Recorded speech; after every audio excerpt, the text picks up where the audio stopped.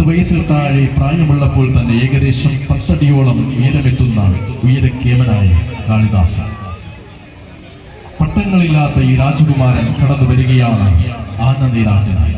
ഒപ്പം പാലക്കാടൻ മണ്ണിൽ നിന്നും മലയാളക്കരയാകെ സ്നേഹത്തോടെ കൈപിടിച്ചു നേടിയ, മലയാളക്കരകളുടെ മനസ്സിൽ ഇടം നേടിയ ഗജകേസരികളിൽ പ്രൗഢഗംഭീരൻ സാക്ഷാൽ നീലകണ്ഠപ്രിയ ഗജരാജ വൈഡൂര്യം മംഗലാംകുന്ന അയ്യപ്പൻ.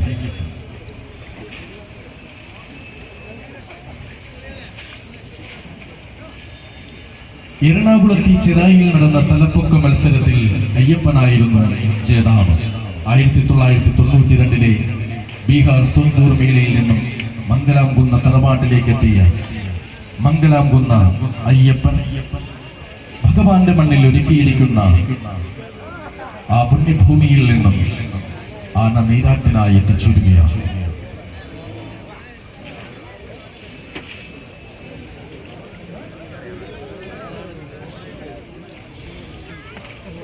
ഉത്സവ കേരളം എന്ന് ചർച്ച ചെയ്യുന്ന സൗന്ദര്യത്തിന്റെ നിറകുടമായ 2 ഗജകേസരികൾ, ആനപ്രേമികളുടെ ഹൃദയത്തിൽ മുഴുവൻ ഇടം നേടിയവൻ, അക്ഷരനഗരിയുടെ പാമ്പാടിക്കാരുടെ അപ്പോ പാമ്പാടി രാജ, സഖിപുത്രന്മാരുടെ